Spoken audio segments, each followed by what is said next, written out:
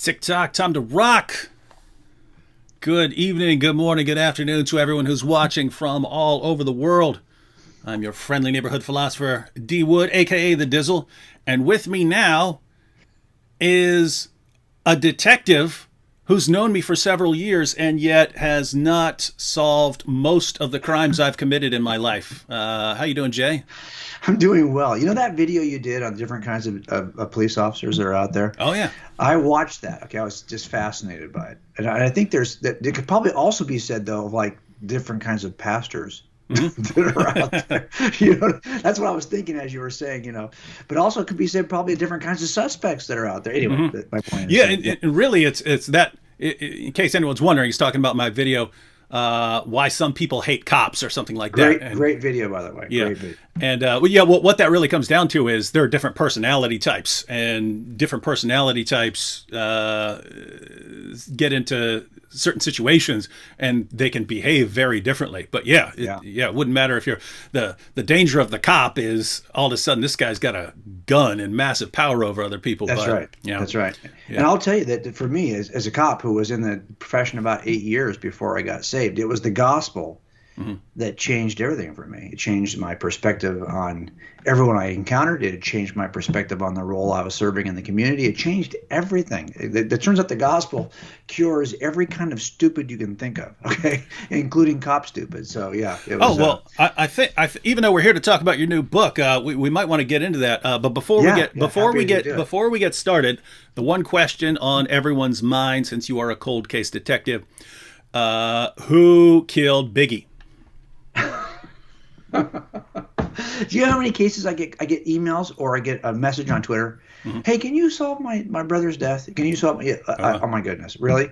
So I always tell people that no. Because it would require me to deep dive into the details, right? And that's where I'm always lost, is on the details. So no, I cannot tell you that. I cannot answer that or any other question that somebody might put in the chat or actually ask us. Well, that is a huge letdown. I thought we were finally going to get an answer.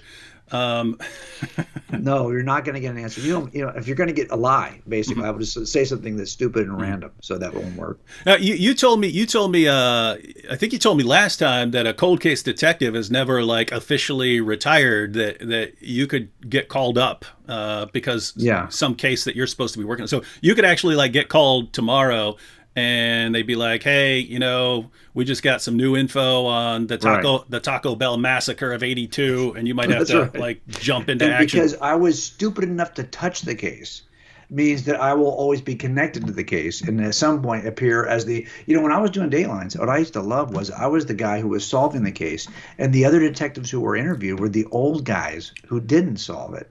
Well, here's the problem now. Is I'm in danger of being one of the old guys who didn't solve it, right? Because the only things that are left are the open cases that I just didn't finish. So yeah, I hate the idea that I will now be the guy who I used to not want to be on Dayline. That's going to be me. Yeah, there are two family mottos in my family. One is, if you're going to walk on thin ice, you might as well dance. Grew up on that one. And the other is, it ain't a crime if you don't get caught. And so I don't know how other people are raised. I was raised, it ain't a crime if you don't get caught. And so I think that was pretty much the motto I had for many years as well. So that's why the gospel does change things, right? You know what I think happens, honestly, David? I think what happens is, have you heard this too? It's like we hear this story that that we hire, we're not doing a good job hiring at the point of hire. And then we hire these people we shouldn't hire. And then 10 years later, they do something they shouldn't do. And it comes back to, who are you hiring? You're hiring a bunch of racists? Here's what I think really happens. What I think really happens is we hire people who are vetted pretty well, as much as you can vet any, but nobody that vets. We have a polygraph, we have a psych, we have 2 oral boards, we have a background search, it's like proctologist kind of a background search, okay? And then we hire that guy. And I was one of those guys. I was raised in an environment with my mom where she is the most loving, kind of accepting, just her and me growing up, just the two of us, and I could not have been in a better place when you hired me. And then what happens is you get detailed out and dispatched to the worst that anyone can offer in your community. You never see anything good. And you get this small kind of microscopic view of culture, which is not real. And you start to think, well, everyone in this group, whatever group it may be, and I can work in an entirely monochromatic area where you're all the same color. But at some point, you're going to say, if you're from that side of the town, they're all like this. No, they're not all like that. That's just all you're getting dispatched to. But what happens is that guy they hired 10 years in becomes the guy who now you're ready to fire because you turned him into this guy. Mm-hmm. And so what happens is for me, about 8 years in, I got saved. Mm-hmm. And then it changed everything. No longer was I willing to see the world the way it was being presented to me visually or being detailed to a certain detail. I knew that we were all created in God's image, and it just changed the way I saw my own role in the community. So that's why I always say that, the gospel does cure every kind of stupid, including every kind of cop stupid, every kind of cultural stupid, every kind of whatever, bad guy stupid. You name it, it solves it. Mm-hmm. But for me, I got lucky. I was 8 years in, and I got saved. And it kept me from becoming jaded about what I was being dispatched to. Yeah, since there will be people in the chat and viewers, of course, later on who may not be familiar with you. I know most will be, but if you could just give people your basic story, just a little bit of background. I came out of I'm a cold case detective here in Los Angeles County. I did it for about 25 years. And I ended up retiring. And of course, you have some open cases that kind of follow you. So you get called, hey, what do you think about this? What do you think about that? So I still consult. The DA, for example, will often call me to help him form a closing argument or form a rebuttal or whatever. So I do a lot of that stuff still. But for me, those are unsolved murders. And that started with me becoming a police officer. And it wasn't my plan.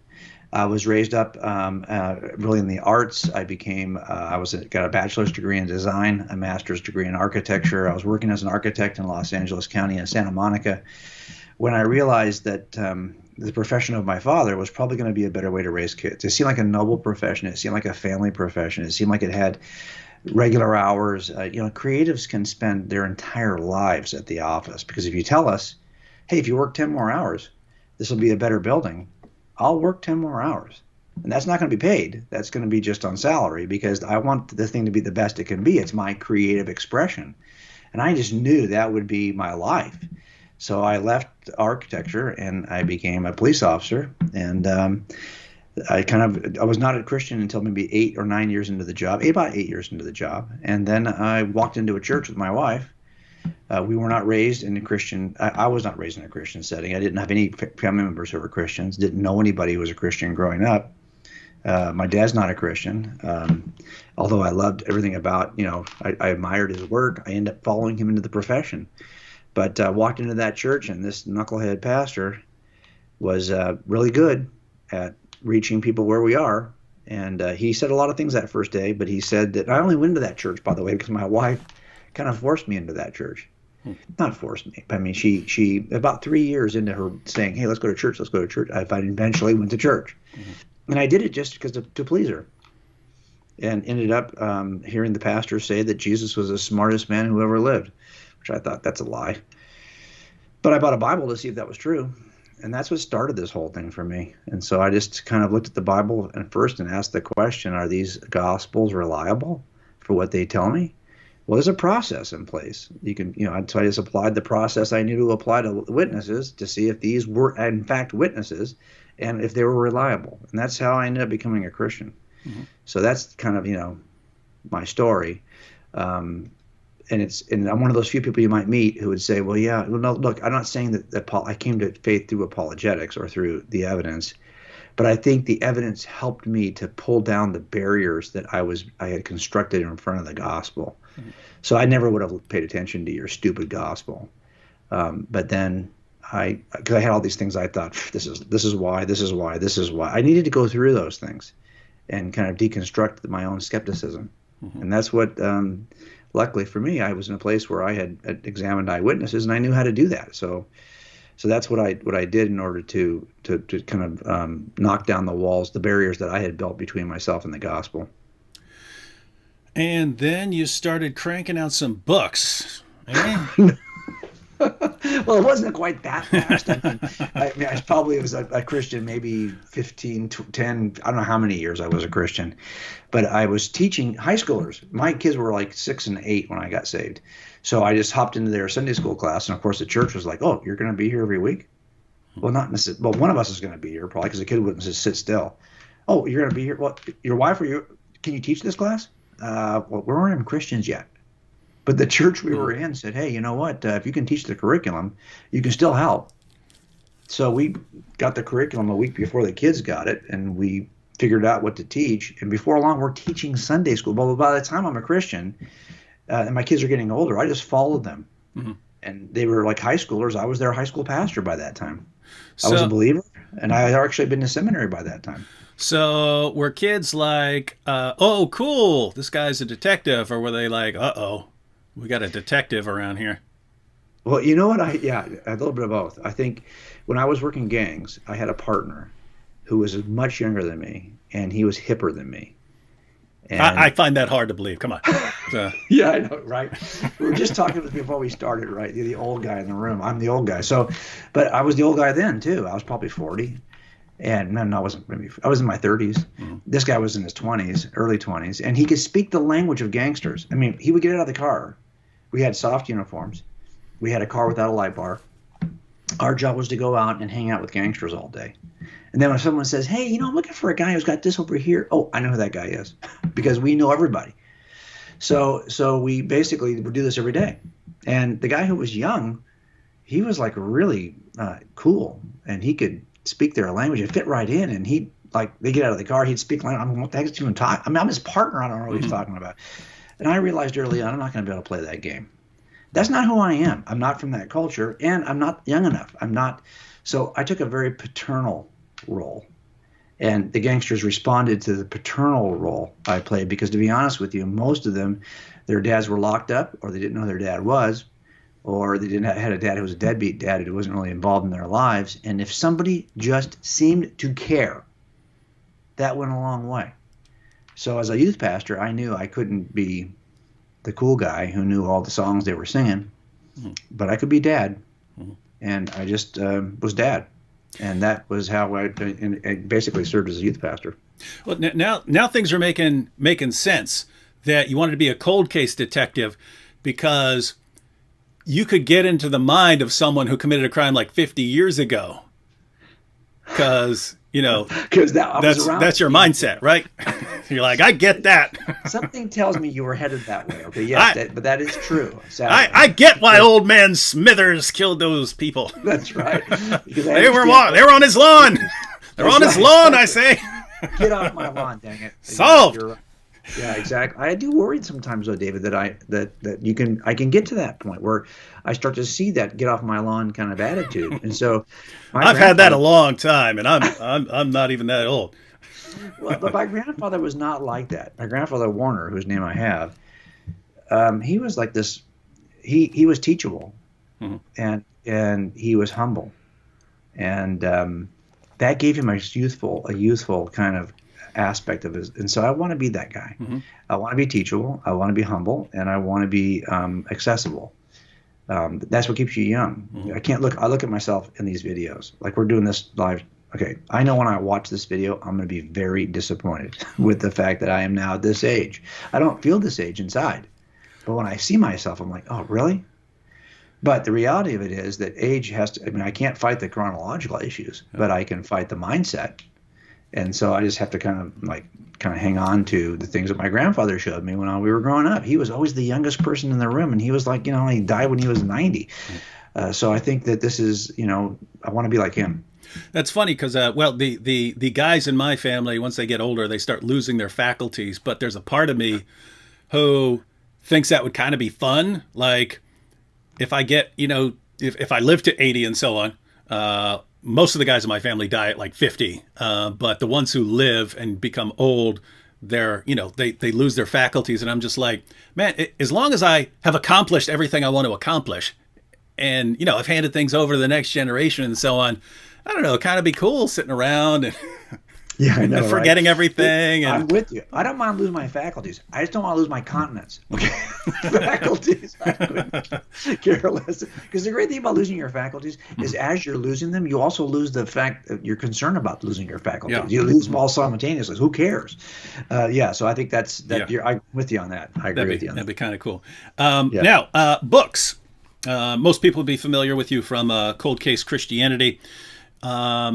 But you've got this new book, and I have to say it's a little concerning because mine already came with blood spatters on it. So, I You know mean, what I'm worried about? I mean, this is just an aside, you and I. uh That the first version of this has the shiny blood spatter. this is But shiny. I saw a bunch that don't have that shiny. They just kind of printed them up cheaper. Yeah, So I'm hoping that you that can see the stays shiny. on. Yeah, it looks Yeah, like see? it's actually Yeah, blood. making sure the light shines off it. Yeah, I Yeah. like that. No, it looks Right? like wet blood. So, Yes. And you know what we did? They sent me a bunch of covers. And when I told them, when they said, "Hey, they'll typically do this, right?" Like, I'm always concerned about how the book images because of my art background. So I said to them, "I'm going to tell you what I want. I want a book cover that looks like a fictional novel. I want like a murder mystery." And that's the one they came up with. And I thought, that works. But only because I think the stuff that you and I do is so important. We're making a case for why this is true versus alternatives. But I don't think the church gives a lick about this. I don't think the church really cares much about, fiction is still the highest. Romance fiction sells more than any other genre to Christians. So we have to kind of figure out, how do we make inroads? So that's why we're trying to, do that. You also got to figure out, because you got to figure out who's killing people at Amazon or Zondervan, because there's a body in the rafters leaking blood all over your stuff here. That's right. So that's the anyway, hope. Yes. but all you care is talking about the book. Meanwhile, Yes. Bob People are is dying. hanging, I know. hanging from the That's rafters. right. All right. Well, you know how this is. If you work homicides long enough, you're like, really? What really matters to me most is, what time am I going to get off? Am I going to make dinner? Okay, sorry. I know your loved one's dead, but I have a life. Okay, so Gosh, I think Exactly. you may be the real psychopath here, Jay. All right. Well, I'm on the Wikipedia page for Person of Interest. It says Person of Interest is an American science fiction crime drama television series that aired on CBS from 2011 to 2016. So, tell everyone, why did you decide to write a book about this TV show starring Jim Caviezel? I know. If you Google, well, we're trying to actually dump that out. We're trying to bump that off the Wikipedia and replace it with our book. No, the idea of person of interest was, I don't even like. I never used that term in my entire career, but it started to pop up, I think, after either right before or after 9/11. Usually, it started off with like terrorism and like, who's the person of interest, who is the primary witness to something. I saw it used this week, where they're talking with the kid who's on trial for the Kenosha shootings. Like, a person of interest is the person who's chasing him, because even victims are being described as persons of interest. So for me, it's a term that, if I was going to have a potential suspect, I would just tell you he's a potential suspect. Mm-hmm. I would probably just use those terms. Mm-hmm. Or I wouldn't probably tell you anything, because if you're asking me as a reporter, I'm not going to tell you anything. You can get that information once the case is filed. Mm-hmm. I'm not going to tell you anything in advance.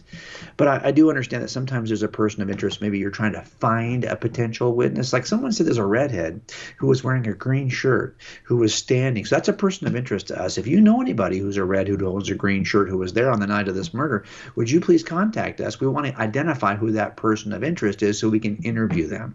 Well, that's different. But if it's a suspect, I typically wouldn't say anything. But I do know that that's an expression that is used to identify potential suspects. So what we're doing here is trying to use that, say, hey, who is the potential suspect that turns what we call the first century into the first century? Mm-hmm. Right? Because it wasn't the first century. It was never the first century. It was always how many centuries into the history of humans? Many centuries. But the idea here is that we're trying to say, look, this is the potential, this is the suspect, this is the person of interest who turns history on its side. Okay, so the takeaway from that was, do not trust redheads. I agree. Yes. I have a redhead. I have a redheaded daughter. Okay, So I know this is. I'm going to tell you just from my experience with Mia that you should not trust redheads. All right, now for everyone in the chat, if you've read or if you started to read Person of Interest, let us know your thoughts over there in the chat. Or if you've read one of Jay's earlier books, let's see, you had Cold Case Christianity, you had God's Crime Scene. Were there any more? Those are the ones I remember. Forensic Faith is the other Forensic Faith. Apologetics book, yeah. Yeah. Mm-hmm. If you've read any of those apologetics books, let us know in the comments section what you think. And Jay, this is a really, really kind of big book as far as covering anything we might want to cover in a short live stream. But why don't you give people a taste, and you could go in any direction you want. Okay, I'm going to go ahead and go in the direction that you inspired, because it was our talk about a year ago when I was still trying to formulate ideas. It was before I'd actually submitted the manuscript. And that's why I mentioned you in the first paragraph of this manuscript, because it was really important. I'm only taking a very 30,000 feet view of the stuff that you deep dive here on this channel constantly. So I knew that you were the Jedi Master that would. I was just happy to be the Padawan in this sense. Okay, so I want to share with you just real quickly a presentation. Oops, I messed it up already. Dang it! Hang on. You're going to control that. Why am I doing that? Okay, so here we go. So here's the presentation for. I had this all set up. There we go. Now we're good to go. All right. So you'd like me to put your slides up on the screen? Yes, put the slides on the screen. And you have that great art background. So yes, this is how I always do it. They gave me 2 years to develop these presentations first before I began writing. So here's kind of the fuse that leads up to the explosive appearance of Jesus. Here's what we're doing in this book. We're saying, hey, if you don't, I do a lot of no body murders, and that's where someone gets rid of the body and they claim this person ran off. Well, what do you do if you have no evidence in a crime scene? Well, you make the case from the fuse leading up to the explosive event and the fallout following. So here's Jesus standing in history, and there's a fuse burning up to the explosive appearance of Jesus. And if you look at that fuse, you'll see that the fuse involves 3 strands, which I describe in the book, and the fallout involves 5 areas of fallout. Now, all I'm going to do tonight with you is talk about the spiritual fallout. And so here's what because that's something you talk about a lot here when you're talking about Islam. So if you look at Jesus on the timeline of history, you have a fuse leading up to the appearance of Jesus and fallout that follows the appearance of Jesus. Now, there are a number of world religions that are on the fallout side of Jesus. And I've got them listed here. Now, I'm putting in New Age, but clearly that's not an organized world religion, but there is a view that's held by many millions of people across the globe. So here we have these 4 kind of theistic or spiritual worldviews, let's put it that way. Interestingly, you will find Jesus in every one of these. You will find Jesus mentioned because he's either mentioned, merged, or modified. In every one of these, on the pages of the Quran, as of course you know, on the Holy Scripture of Baha'u'llah, the Baha'i faith. So in all of these, even New Agers will mention Jesus in a very admirable way. Now, interestingly, though, there are some world religions, and let's just go back and show you those that precede Jesus. Here they are in the fuse. So these are ancient mythologies, and some of these are still active world religions that preceded Jesus. Interestingly, Jesus is also mentioned and merged and modified in these world religions, which makes no sense, right? Because they precede Jesus. But here's the thing. A lot of these extend into the Common Era. And as the worshipers were worshiping in the Common Era, they now began to change or include or modify their beliefs to include Jesus. So let me show you what I mean by that. So here's kind of the chronology of Jesus in time.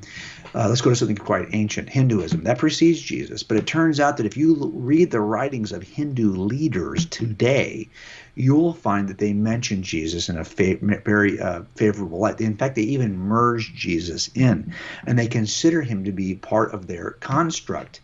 They consider him to be divine. The world leaders in Hinduism will actually mention Jesus in a favorable way. For example, they will mention the details of Jesus's life.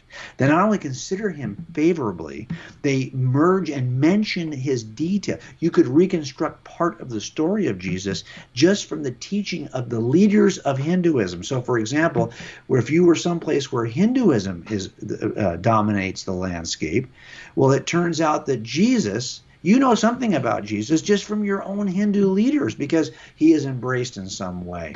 Now let's take a look at the second, Attis. No one's worshiping Attis anymore. But it's interesting that after Attis worshipers enter into the Common Era, they begin to modify their beliefs.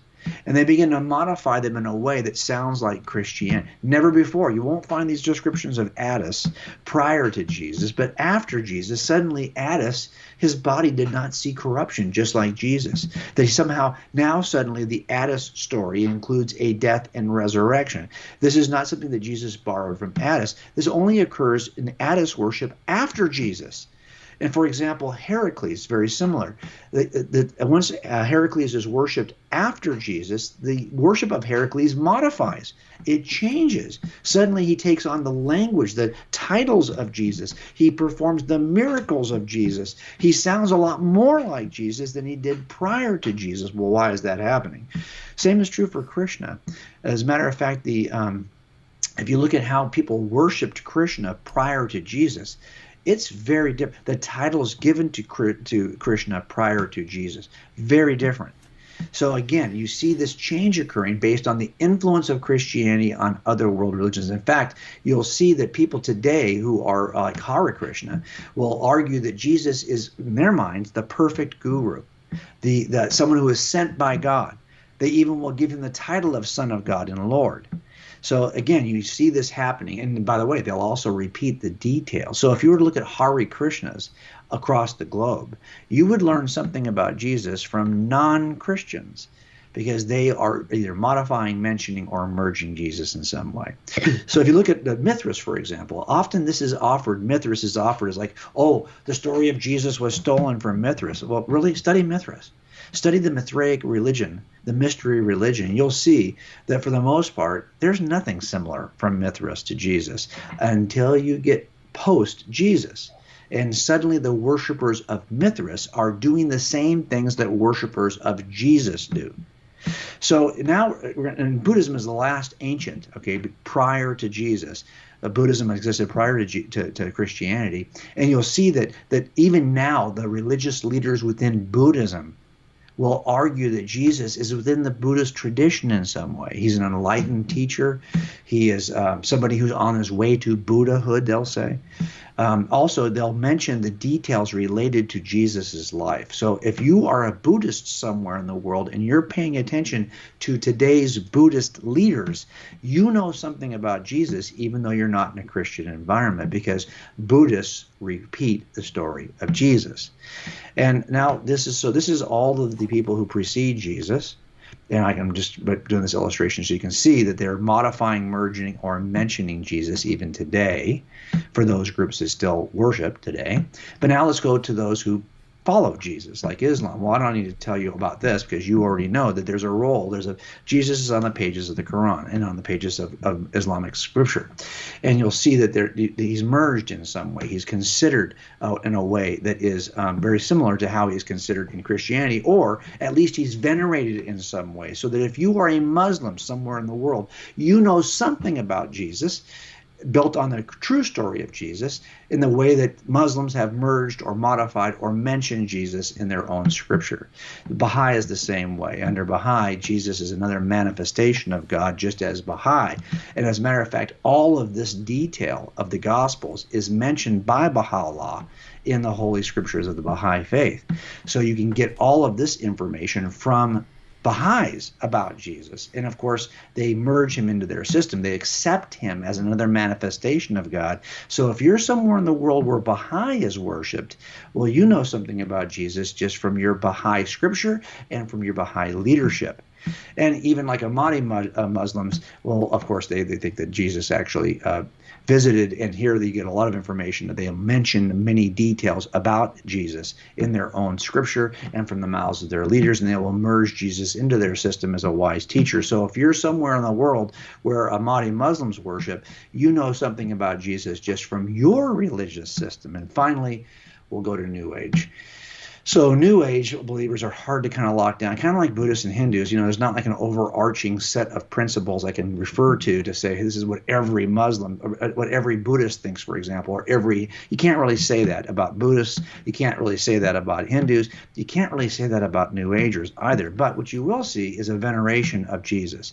They have a tendency to think of Jesus in high regard, and they will merge Jesus in as an example of exemplary behavior, of worldview, all of this stuff as an excellent teacher. So if we're someplace where Islam, now here what I've done is I've just given you, this is the overlap. This is all of the systems overlap. So only a few countries on this map are not highlighted. So this is where people know something about Jesus, even though they aren't exposed to Jesus through Christianity. And what do they know? Well, this is the collective data you can get from non-Christian sources related to both the childhood, ministry, teaching, crucifixion, resurrection, disciples, return of Jesus, the titles of Jesus. All of this can be gleaned not from Christian scriptures, but from the worldview of other non-Christian sources. And what's interesting about these is all these folks seek to include Jesus in some way, while Jesus never returns the favor. He doesn't do that. In fact, he basically says, no, sorry, folks, I'm the only way. I am the way, the truth, and the life. And no one's going to come to the Father except through me. So I'm just going to stop right there. That to me was interesting. I'll do one more step. If you look at the this is the fuse and the fallout of a typical murder case. You're looking at behaviors the suspect did before she goes missing, and then behaviors afterwards to see like what actually happened, even though you have no evidence in a crime scene. Well, even if you destroyed every New Testament, you would still know everything you need to know about Jesus just from the fuse and fallout of history. And that's what I'm trying to do in this book, right? To show that, hey, this dude, Jesus, this nobody, had more impact on, for example, literature than any other historical figure in the history of historical figures. And I can walk through all of these categories of literature. He had more impact, for example, on art than any other character. Any other, if you say, well, there's a fictional character that had this kind of impact on, who is it? No, there's no other historical figure who's had this impact on art. As a matter of fact, if you Google all the top artists in every genre of art, and that's what I did for a living, I will tell you that every single artist in every single genre throughout history, the top 3 artists, they've all painted, etched, sculpted, or drawn Jesus of Nazareth. No other historical figure can say that. The same is true for music. The history of music is so utterly dependent. And if you think, well, yeah, it's just Western music. No, actually, it turns out everything now is exported through the stupid glowing rectangles in our hands, okay, the phones. Everything is exported. This impact Jesus has on music is global. And the history of the instruments we play, the musical notation in which we read and write music, harmonies we use within music, all came out of a culture of singing that Jesus initiated. Wasn't initiated. The Jews had this culture. David wrote psalms. Jesus sang a hymn, probably a psalm of David, at the Lord's Supper. No one has been sung about more than Jesus of Nazareth, period.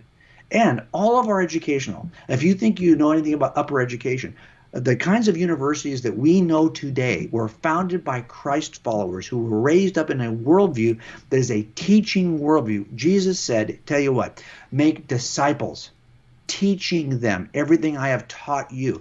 He initiates a teaching culture. And as a matter of fact, all of the scientists in history who mattered, the scientists who founded the major scientific disciplines, for example, during the scientific revolution, sorry, they're not Muslim. They're Christian. There was a golden age of scientific discovery within Islam, but it was superseded and overwhelmed by the Christian worldview that is now responsible for more founders, fathers, and mothers of scientific disciplines than any other group, than all other groups combined. Not only that, you can reconstruct more about Jesus from science fathers than you can from church fathers. That's how much they wrote about Jesus. And finally, there's the thing we talked about tonight, which is world religions. No one has had this impact on world religions. So this is why I'm going to stop sharing this. Well, I'll let you stop sharing the screen. So this is why, David, I am so committed to this project, because I feel like we just have not been taught this in schools. For the most part, we don't hear about this, the impact of Jesus. We've forgotten that we're standing on the shoulders of Jesus of Nazareth and his followers. In all the things that mattered to me as an atheist, that was art, literature, music, education, science. Those things would not be as we know them today if not for Christians and not for the worldview inaugurated. The reason why we call the first century, there's nobody else who could have done this other than Jesus. And by the way, if there's no other fictional character that has had this kind of impact, it's reasonable to infer that Jesus is not a fictional character. And if there's no other mortal human who has had this kind of impact, then it's reasonable to infer that Jesus is not just a mortal human. He's had the only kind of impact, you can only describe it. If God entered into his own creation, I'm guessing he would have this kind of impact. And that's the kind of impact that Jesus had. That's interesting. So that last thing you said right there, you could actually make a kind of Bayesian argument out of that. I don't mean using a full-fledged Bayes theorem, but you can use a modified form of Bayes' theorem to compare hypotheses and say, so if you have this hypothesis that Jesus is Lord versus this hypothesis that he's a mere human being, or this hypothesis that he is a fictional character, and then you develop expectations based on what you would expect from the hypothesis. So just pretend that you didn't know any of the evidence that you would cover in your book, and you say, okay, if Jesus were just this, what would you expect to find? If Jesus were this, what would you expect to find? Oh, if Jesus is actually Lord, and this is sort of God's entering into creation, what would you expect? And then you say which would fit the evidence better. It is interesting that everyone wants a piece of Jesus, right? I mean, everyone wants to have Jesus. Like, I don't care whether Muhammad agrees with me or not. I'd be kind of horrified if Muhammad agreed with me on a lot of things, even though he does. I'm kind of joking there. Muhammad, because he drew a lot of things from Christian beliefs. You do have a lot of similarities, but it would never occur to me if I were inventing something that I have to include Muhammad, or I have to include Buddha, or I have to include any of these other people, and yet everyone wants Jesus on their side.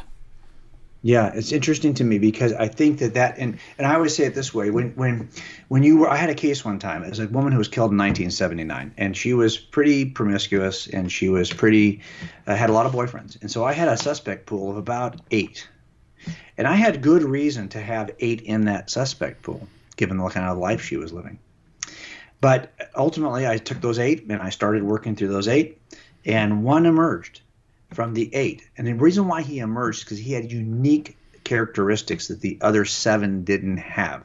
So, for example, he had a unique relationship. He had a unique kind of anger level. He had a unique access to her. He had a unique skill set to build the kind of weapon that was actually used in the crime. This separated him from the other 7.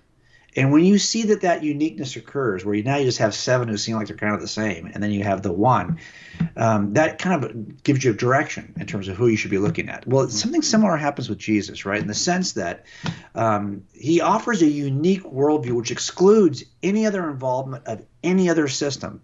And he also offers a way to God that is unique in the sense that, it's not what you can do, and that every other system offers a set of checklists. Do this, that, and now you have access to God.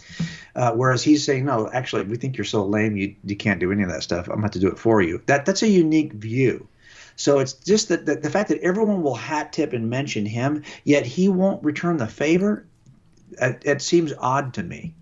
Right? I mean, it's not like he's the first founder of any world religion. He's following Buddhism. He's following Krishna. He's following Hinduism. He's following Zoroaster. These are things that he doesn't care. He's following, even in Judaism, he's saying, no, there's a break here. Yes, he's within that tradition, but now I am the only way to the Father. I don't know how except through Jesus. I don't know how that's a very different, he's that one suspect in 8. That seems to separate himself based on his uniqueness, which is why, honestly, that's one of the reasons why I was so intrigued by him. The more you study other faith systems, the more confidence I had in Jesus. Mm-hmm.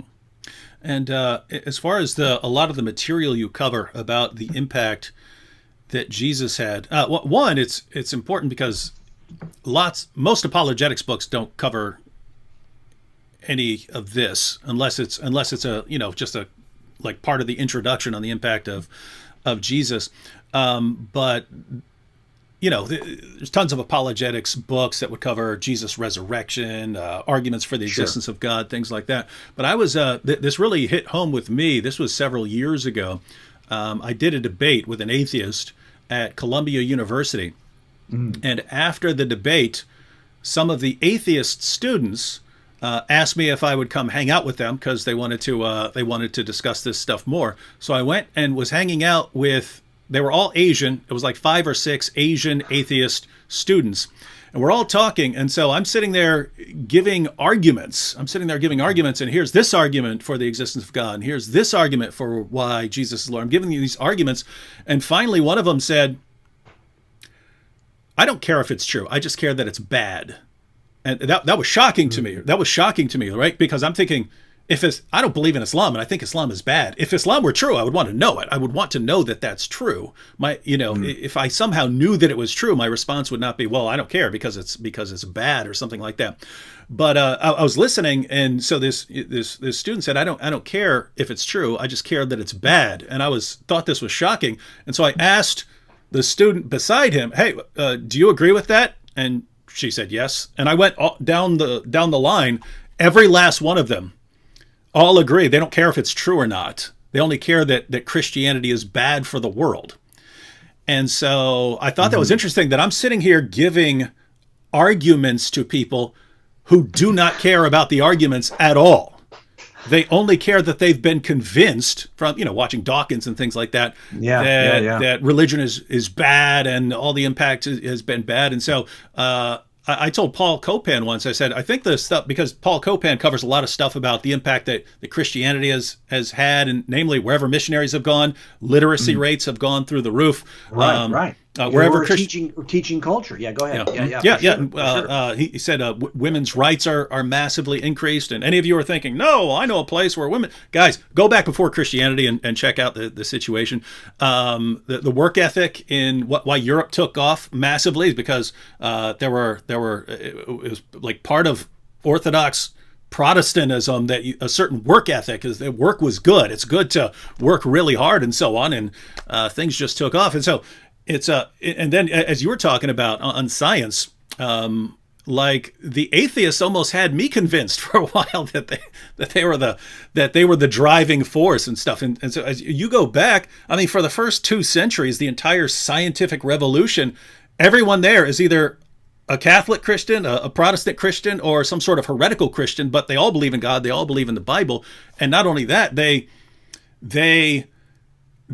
put forward as their driving force of their work that they viewed it as a kind of worship. They're actually worshiping God by trying to understand what he has created, because that's going to give you some sort of access to the mind of God. They're viewing it as a form of worship, and they only believe that they're going to find these laws of nature and so on because they believe that the universe is a kind of product of a cosmic architect, and if we've been created in his image and we can think his thoughts after him, then we can actually go and figure all of this out. You would never think any of that as an atheist, that the universe is going to be governed by all these neat little equations. And so why would you think that as an atheist? They thought that. They had to believe that before they actually went out and discovered it. And they turned out to be absolutely correct and so on. And yet, even when I break that down, and I give quotations from Copernicus and Kepler and Galileo and all these people on what they believed, a lot of the online atheists I run into think, nope, they're all closet atheists. They were just closet atheists. They were just pretending to be Christian because that was the culture at the time. But undercover, they were atheists. And there are multiple problems with that. Namely, we have their letters and so on, too, to other private individuals. They wouldn't need to pretend if they're writing their cousin and so on. So, yeah, anyway. No, you're absolutely right. What's so interesting about that, I wanted to not only chronicle the impact that Jesus had, the great impact, because you're right, on science, there's the oversized impact of Christians on science is sick. Mm-hmm. The scientific revolution is darn near entirely Christian, of one denomination or another. And all the church, all the science fathers, we started to do this research, we collected a list of about almost 1,000 scientists who are Christians who are historically important in science. And we started to see that there were these expressions by secular sources that this is the father of modern astronomy. This is the father of modern biology. This is the father of quantum mechanics. These are Christians. Mm-hmm. So I thought, let's go back. I want you to make a list of all of the science fathers who are Christ followers. That list is ridiculous. Every major scientific category. And even those that Muslims would say, well, no, we own that. Well, actually, you might own a predecessor, but the modern version of this scientific discipline, sorry, it's a Christ follower who formed it. Now, that was so interesting about that is I didn't want just the impact. I said, okay, now let's go back and let's read the personal journals of these science fathers to see what they really believed about Jesus. And it turns out that, yeah, it's true. From the personal journals of the science fathers, you can reconstruct more detail about, in fact, they even quote scripture often. So you can recall scripture quotes than you can from the church fathers. Now think about that for a second. And I am grossly underestimating the amount of information that's retrievable. Here's why. If you go and look for these kinds of sources, where would you go? I mean, we went online, we read books and resources, and for the most part, the religious identity of the science fathers has been scrubbed. So that I'm sure only capturing a portion of all of those who were Christ followers. But I got enough list on that, and it's in the footnotes of the book, that will help people to see that it's not just that they had huge impact. It's like you said, these are not closet atheists. No, actually, in their personal journals, you can reconstruct the story of Jesus, every aspect of the story, his birth, his childhood, his ministry, his mission, his death on the cross, all the miracles he worked. These folks did not, you said something really important, this idea that Christian scientists believed they were worshiping God. Now, think about that for a second. If you're just geeked out on physics, you can be a good physics professor because you're geeked out on physics. That's what you like. Mm-hmm. But if you not only are geeked out on physics, but you think that you are worshiping the God who you are bending your knee to, oh, trust me, the level of dedication there is much higher. You're not just geeked out. You're actually worshiping the God of the universe. And that is the amazing thing about all of these science fathers. You're right. Kepler says we just thought we were, thinking God's thoughts after him, that we were these high priests of this scientific discipline, and we wanted not to venerate our own intellect. We wanted to venerate the God of all intellect, and that's the kind of thing that level is different. Most of us have an interest in certain things, but we don't see it as a form of worship, and that drives us to a whole nother level of excellence. And so that's why I think there's a lot of reasons why you see this. Look, for the most part, I don't think that before Christians came on the planet, this idea of a single orderly God that's distinct from his creation, that matter is not unworthy of our investigation, that we are a people group who in monasteries are willing to get our fingers dirty. We'll touch things. We'll do cadavers. We'll do all of this. We'll actually move this discipline that used to be called natural philosophy, because it was done entirely with our minds, that we are the ones who were touching the sick, who were serving the poor, who were digging into the dirt to harvest crops. And we had no problem then moving toward a physical examination of our philosophies about nature. That simple shift in worldview ignited the sciences, and that's why so many Christ followers were so deeply involved. By the way, you know this. I did a chart of all the scientists who are involved in history, and there's a huge golden age of Islamic endeavors, about to the 12th, 13th, 14th century, in which Muslims contributed deeply to the sciences, but it stopped. Mm-hmm. Now, we can argue why it stopped, but the modern sciences that we typically think about are not founded by Muslims. They contributed to a progress for sure.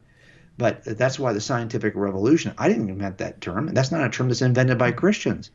That's a secular term that is dominated by historically Christian scientists. So I think it's interesting that this worldview births science in a way that no other worldview has ever birthed science. It's something for at least, does it mean that Christianity is true? No, I'm a cumulative case guy. I've never gone into a jury trial with one piece of it. I don't even like cases that sit on one witness. Good luck with that. I would much rather have a cumulative case so these can be a check and balance system in place from evidence. And that's what we have here. That this one aspect of history does not demonstrate that Jesus is God. But when you put the whole case together, it's harder, I think, to ignore who Jesus really was. And the scientific aspect kind of fits the same pattern as the other issues you mentioned, in that the religions that came after Jesus, they tried to incorporate him somehow. And even the religions that came before Jesus, they tried to rewrite the script a little bit to include Jesus after Jesus came along. But then you have like the scientific revolution, and now of course you have plenty of atheist scientists now, but Yes. it's like they're doing the same thing that Islam did. They're taking some parts that they couldn't kind of function without, that they still want a piece of it. And so, I mean, I'm not talking about them making Jesus a great moral teacher and trying to get him that way, but the idea that this universe is created by a mind, and you've seen the artwork back then. They would depict like God, like compasses and so on. That Yes. God is this architect and so on. He's calculating everything, and so there. On the one hand, there's this idea that a powerful mind is behind all of this, and therefore that there are laws governing it, like the same sort of laws that an architect would use, and that we're the kind of thing that can figure this out, that we are the kind of thing that we've been made with the ability to comprehend God's thoughts if we give this our attention. And notice, neither one of those things would make any sense on atheism. It wouldn't make any sense to think that there's a mind, or that this mind use all these laws to govern the universe. And second, why would you think that we're the kinds of things? I mean, we're smarter than rats, but all of our abilities, all of our cognitive faculties, according to the standard atheistic picture, all of our cognitive faculties were selected because they helped us survive and reproduce. So Right. they helped. It's species arrogance that makes us think we're at the top of this. That in other words, there's no understanding beyond our own that's necessary. Yeah, you're absolutely. Why would we trust our own intellect if we're not? Yeah, exactly. So I think you're absolutely right about that. And I think this is one of the things that me as an atheist, we stand on the shoulders. But I think it's interesting. We talked about how Islam seems to. There's a book, you probably know a lot more about this than me, The Closing of the Muslim Mind. So I bought this book early on, and as soon as it was published, and kind of wanted to understand, why is it that there's a golden age? Here's my fear, David. I don't want there to be a golden age of Christianity in the sciences. I don't want us to be able to look 1,000 years from now and say, oh yeah, there was a time when Christians actually, they contributed something. But now it's like, no, well, look, we're in a danger. I think for many political reasons. Like, we're in a place right now where this last year, have we not said to ourselves, do we trust the sciences? The sciences they're trying to control us with the sciences. You hear this kind of language. Listen, family, do not step out of our leadership role in the sciences when we don't need to. It's our worldview that it ignited the sciences. Don't give that away. Don't let us fall into this idea that we can't trust. Look, everything's about inferences. I use the same scientific data to make a case for God that the atheists use to make a case against God. The data is rather neutral. It's being inferred by somebody. We as Christians have the ability to infer properly from data. Don't surrender that right now, and let them say 1,000 years from now there was a golden age for us as well. Mm-hmm. Yeah, and all right. Well, we said we're going to keep this to around an hour, so we still got a few minutes left. So you put together your book, your blood spattered book. Any final thoughts before we close out for everyone who's watching? Because keep in mind, there are a lot of Muslims watching. There are a lot of other people watching. There are people watching from all over the world, and so a lot of the information you shared in that short presentation was new. So, well, let me throw this out to you. It's interesting to me that this is the guy who creates what we call the first century. And all of us have that kind of put that on our calendar, right? We still mark time this way. It's not the first century of humans, not the first century of humans who record history, but it is called the first century. Why?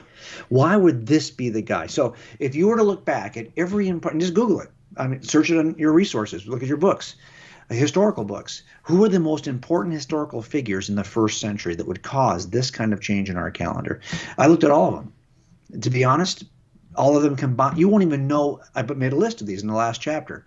Everyone who appeared in the first century contemporaneous with Jesus, you will only recognize maybe 10% of them. And these are world leaders in different regions, right? They are empire leaders in different regions of the world. And none of them are even, even memorable. Okay. Not only that, if you look at all of those people who were empire leaders throughout history, leaders of nations, I've made a list of all of those. And we haven't ordered our calendar around those either.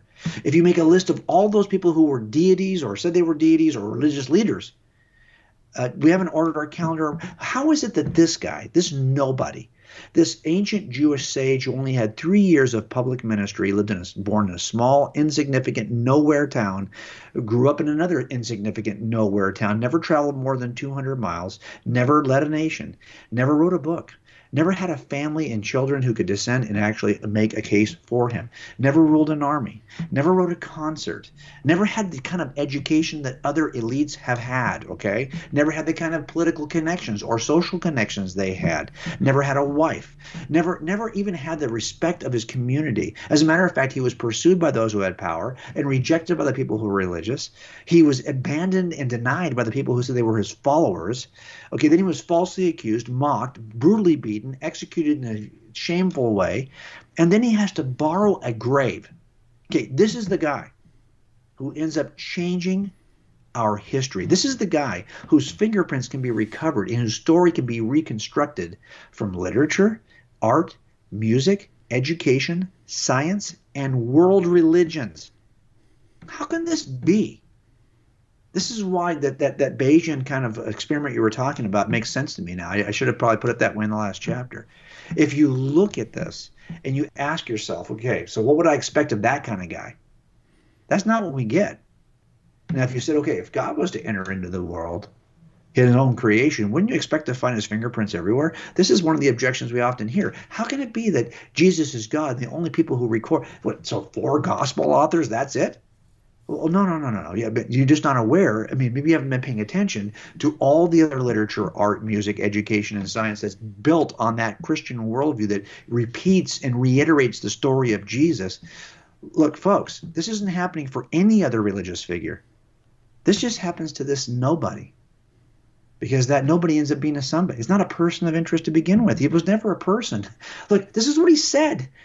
He accepted worship when people in his generation who were Jews would never have accepted. You remember Peter? He sees Cornelius, get up off the floor. I'm just a man. Paul says, no, I'm just a man. Don't be worshiping me. Jesus repeatedly accepts the worship at every stage of his life of other humans. He says the angels belong to him. He said he came from a different world. He and the Father were one. He uses the great I am. He spoke as God. He never spoke like, hey, the Lord Almighty says. No, he said, I say to you. He spoke as God, not for God. This is a guy who claimed to be God. And it turns out his impact is what you would expect from God. Why would you? And by the way, and everyone else is mentioning it. Everyone else is, if you're listening to this and you're not a Christian, you already have Jesus in your system. And we don't have your leader in our system. Because it turns out the God of the universe is kind of a jealous God who wants us to give him alone our devotion. So it seems to me that if you're going to start anywhere as a spiritual seeker, you should start with Jesus because he's everywhere else anyway. Mm-hmm. So why not just start with him? And only he has had this kind of impact on history. Definitely an awesome place to start. Well, thank you, Jay, and for everyone who's watching. If you want to get a copy of Person of Interest, I put a link to Amazon in the description box, so you can just click on that. It'll take you to the link on Amazon. You get the hard copy. Get it on Kindle. Jay, if you ever just want to say in closing, if there's ever any suspects and you know they're definitely guilty, but you just don't have the evidence, Tell me where to find him. The Dizzle will take care of it. All right. I know. You know what? I was just thinking as you were introducing yourself earlier, David. You have to give me a nickname. I feel like I need a nickname. Okay, you have a nickname. I need a nickname. Although I'm afraid for you to say it right now. Don't say it right now because I'll be embarrassed of it. Okay. But you have to send it to me, and then I will use it from that point on, okay? Because I know you're already looking to slam me right now with some goofy nickname. I can tell by the look on your face. Yeah, the first thing that popped into my head was Jay Wizzle. That's not a good one. That's not a good one. No, that's not. You know what? See, I'm sorry I even brought it up. All right, yeah, we'll come up with something. All right, okay, cool. So everyone watching, grab the book, and thank you, Jay, for joining us. Thank you, David. Thank you, David. I appreciate you. All right, catch you all later.